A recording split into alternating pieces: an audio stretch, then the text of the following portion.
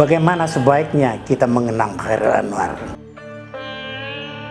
Pertanyaan ini selalu muncul, terutama pada bulan April, hari peringatan Chairil Anwar.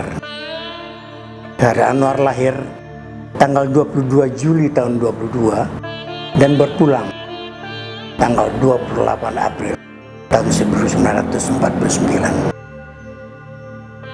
Sebetulnya ada banyak cara untuk mengenal Chairil.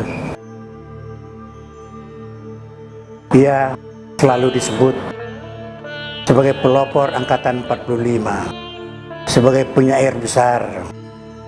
Bahkan juga ada yang menyebutnya sebagai penyair utama. Tapi juga ada yang menyebutnya sebagai binatang jalang, seperti dia ungkapkan dalam puisinya yang sangat terkenal itu, yang berjudul Aku. Kita mengenal Chairil melalui karya-karyanya, tetapi juga melalui kehidupan pribadinya. Dalam kehidupan pribadinya, dia sebetulnya hidup dalam keadaan yang memprihatinkan. Ia pindah dari Medan ke Jakarta mengikuti ibunya pada tahun 1941 karena ibunya bercerai dengan ayahnya. Daripada di Madu, ibunya memilih pindah ke Jakarta dan Chairil ikut bersama ibunya. Chairil adalah orang yang sangat akrab. Ibunya masih ada hubungan darah dengan Sultan Syahrir. Demikianlah kenapa Chairil juga sangat akrab dengan Sultan Syahrir. Sejak ia pindah ke Jakarta pada tahun 1941, cukup banyak kisah-kisah tentang Chairil yang menarik untuk diungkapkan.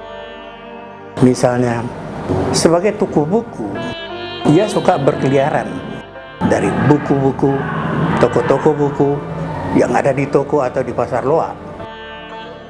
Pada suatu ketika, menurut cerita Asrul, mereka pergi ke sebuah toko buku di Harmoni. Di sana mereka menemukan buku yang ditulis oleh Friedrich Nietzsche, Also Sprach Zarathustra. Ya, Chairil pun tergiur, tetapi tidak punya uang. Dia berusaha untuk mendapatkan buku itu, kemudian merancang suatu adegan dengan Asrul. Asrul berusaha menutupi penjaga dan Chairil yang mengambil buku itu. Akhirnya diambillah sebuah buku dari toko buku itu. Tetapi apa yang terjadi kemudian? Ternyata bukan buku Friedrich Nietzsche yang diambil, tetapi adalah sebuah Injil yang kebetulan ukurannya sama dan letaknya berdekatan dengan buku itu. Chairil merasa kecewa. Wah, celaka. Padahal dia sangat ingin mendapatkan buku itu. Saya secara pribadi kenal baik dengan keluarganya, dengan anaknya, dengan saudaranya dari lain ibu. Tetapi yang paling akrab bagi saya adalah bahasa puisinya yang khas bahasa Indonesia orang Minang. Saya sebagai orang Minang bisa menangkapnya dengan perasaan yang sangat akrab. Tetapi saya juga merasa sangat akrab dengan kemuraman jiwa Chairil.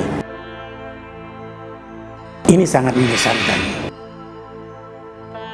Puisi Chairil yang mengungkapkan hidup hanya menunda kekalahan, tambah jauh dari cinta sekolah dasar, dan tahu ada yang tetap tidak diucapkan sebelum akhirnya kita menyerah.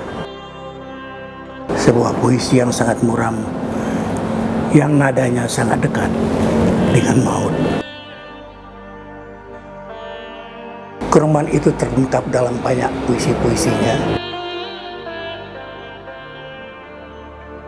Tetapi dia juga seorang penterjemah yang luar biasa. Di antara puisi terjemahnya yang sangat bagus, yang selalu dikenang dan selalu diucapkan adalah Huesca dari John Comfort. Saya akan ucapkan puisi yang sangat indah ini. Huesca, jiwa di dunia yang hilang jiwa, jiwa sayang. Kenangan padamu adalah derita di sisiku, pandangan yang bikin tinjauan buku. Angin bangkit ketika senja, mengingatkan musim gugur akan tiba. Aku cemas bisa kehilangan kau. Aku cemas pada kecemasanku.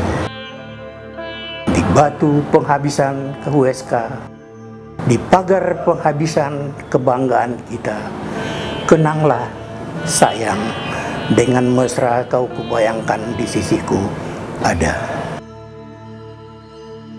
Dan jika untung malang menghamparkan aku dalam kuburan dangkal, kenanglah sebisamu segala yang baik dan cintaku yang kekal. Terjemahan ini sangat sering dibacakan pada setiap ulang tahun Khairil. Tetapi salah satu puisi yang sangat terkesan bagi penyair Indonesia umumnya adalah catatan tahun 46 yang dianggap sebagai amanat Khairil Anwar kepada penyair-penyair berikutnya. Puisi ini juga puisi muram. Ada suasana yang mencekam bahwa maut sudah mendekat. Tetapi puisi ini juga dianggap amanat penting, terutama pada bait terakhirnya.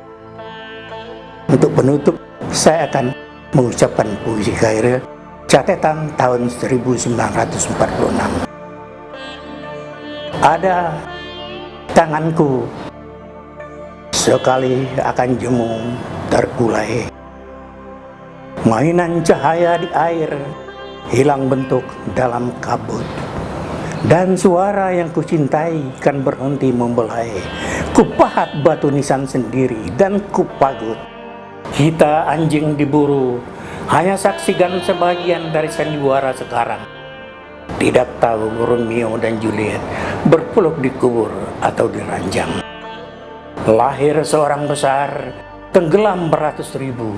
Keduanya harus dicatat, keduanya dapat tempat, dan nanti kita tiada lagi sawan diburu. Bila senjata sudah disimpan, cuma kenangan berdebu. Kita memburu arti atau serahkan pada anak lahir sempat. Dari itu, jangan mengerdep, tatap dan penamu asah, tulis. Sebab kertas gersang, tenggorokan kering, sedikit mau basah.